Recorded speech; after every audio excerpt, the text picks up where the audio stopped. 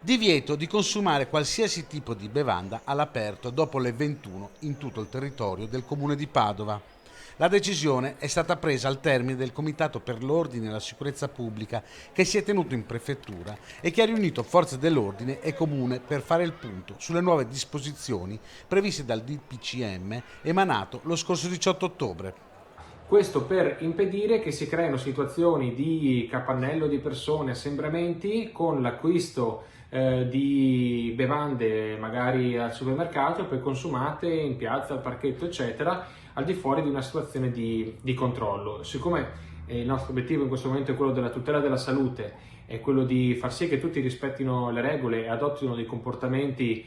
adatti alla situazione che stiamo attraversando, era giusto mettere un punto fermo e quindi spiegare e far sì con questa ordinanza che se una persona a Padova vuole consumare lo deve fare o nella propria abitazione privata o all'interno dei pubblici esercizi della città, che in questo modo andiamo anche a tutelare. La nuova ordinanza che Palazzo Moroni si appresta a scrivere, dopo un incontro per discuterla con le associazioni di categoria, dovrebbe entrare in vigore già da giovedì. Così facendo si vuole evitare ogni occasione di assembramento. In vigore c'è già il divieto di consumare alcolici dopo le 18 all'esterno dei locali. Questa nuova ordinanza vuole ulteriormente restringere la possibilità di creare capannelli di persone vietando il consumo di ogni bevanda dopo le 21.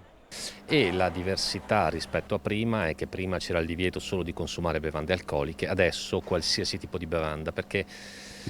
questo per evitare incomprensioni, per evitare che qualcuno magari ancora c'è che magari vuol fare il furbetto, e sostanzialmente cerchiamo di evitare gli assembramenti, e quindi siccome anche la bottiglietta di Coca-Cola è un motivo per stare assieme, cerchiamo di limitare al massimo i danni.